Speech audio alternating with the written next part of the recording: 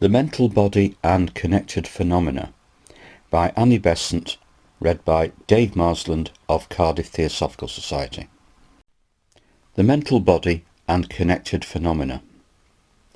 The mental body is fairly developed in the average intelligent man, but its work as an instrument of consciousness is that of a transmitter to the physical brain, not of an observer of the phenomenon of the mental world in which it lives.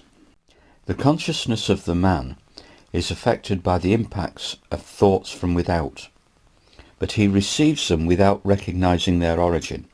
His attention is self-centered.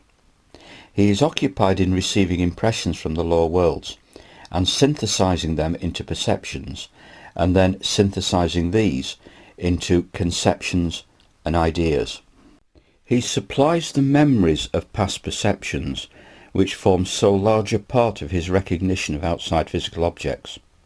He classifies, reasons, forms conclusions, and presents them for choice to his will.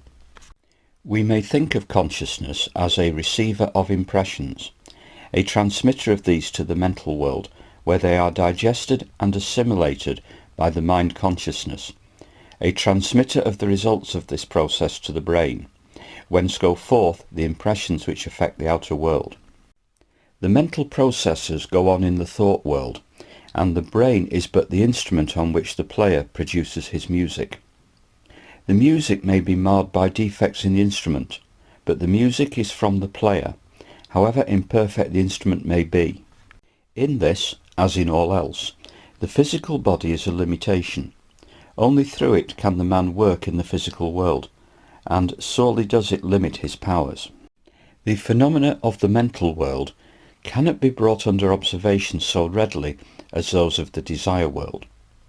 The devas belonging to it are the fire angels, splendid flashing creatures of mighty force, working by thought power on the lower worlds. What is called telepathy, or thought transference, may be sent out directly from mind to mind, but is often worked through the brain, the pineal gland serving as a generator and receiver. The mental world is remarkable for the extraordinary vividness, purity and clarity of its colours, and the mobility and plasticity of its matter. No words are needed where thought touches thought with a fullness and richness of content which can be but poorly expressed in the symbols we call speech. But few human beings still living in the physical world are at present awake and free in the mental world.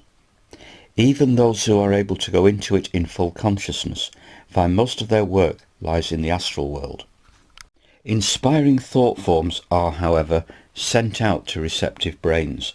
Waves of uplifting power therefrom urge a whole nation to some noble line of action.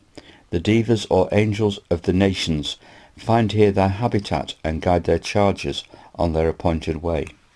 Here also great prophets and rishis teach their disciples and send them back strengthened to carry on their work of service.